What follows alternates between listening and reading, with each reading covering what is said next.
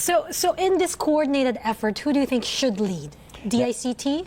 I mean, remember, this is the same agency that, has been hounded by rumors of leadership change all the time. Yeah, and they have existing problems, right? And, internet connectivity, cybersecurity. You remember the eGov had to be taken down because we didn't buy enough of cloud credits? Yeah. I mean, I think everyone has a place. And I heard from a conversation on the radio because DICT was shocked. They said it outperformed expectations. They were doing 41 million downloads. But I'm thinking 41 million downloads? Or you should be ready with a system that can handle 120 million strong population. Plus some foreigners throw that into the mix. Exactly. So is the DICT ready to lead, you think? Let's say DICT has a function to fulfill. I'll put them in the infrastructure bucket. Okay. They need to make sure the systems are running, and that's everything from connectivity to cybersecurity to data centers.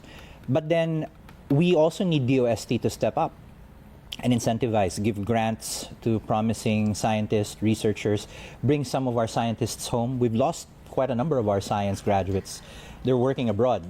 That's been the case ever since. But I don't think this government is willing or is aggressive enough to put the money down for risks like this.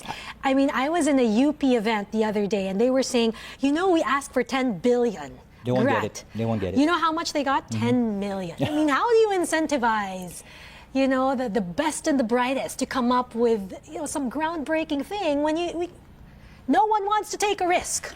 I think then that's the third pillar. And maybe the fourth pillar, there has to be a governance framework to make sure this is happening. Maybe DepDev is leading that. But again, who's calling the shots in terms of why isn't this a national priority? We're too obsessed with the concerns of the moment, maybe rightfully so. But we can't keep our eye off the future issues coming at us. And going back to jobs, that's already a present issue as well. There's anecdotal reports of job losses. And this is just a natural course of things, Let's talk about BPOs, for instance. This is work outsourced from North America, from Europe. We can't stop those companies from automating from, the motherland, basically. And that will affect the influx of new jobs here. I mean, it will probably have a lagged effect before we see it in our unemployment rates. But we don't want to wait until that time happens. All right, I'm going to have to stop you there, Doc Ligot. We don't want to give everything away because you have an upcoming event. Would you please invite our guests, our viewers, where can they participate if they want to join in the conversation? Yeah, so please check us out at resetph.com. There's also a QR code.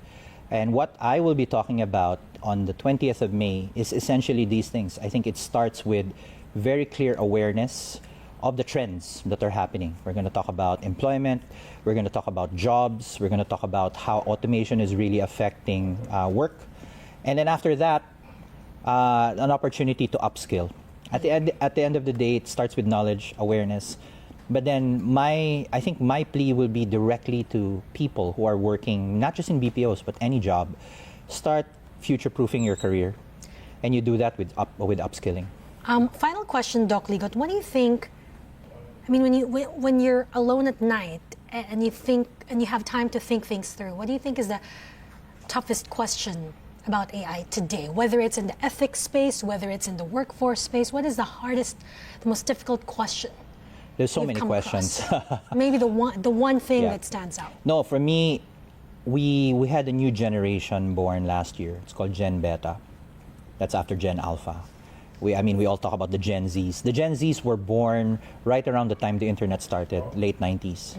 So they don't remember the world before the internet. But now the Gen Zs are parents. Their kids are the Gen Alpha and the Beta. So you have parents who don't remember the world before the internet, raising children who don't remember the world before AI.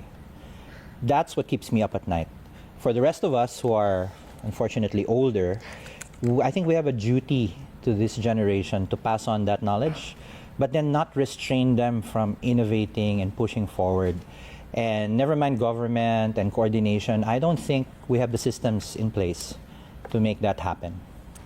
So maybe more coffee for me. All right, on that note, Doc Ligot, thank you so much. We're looking forward to the exciting conversations you're going to have. Please do update us and good luck. Thanks for having me. All right.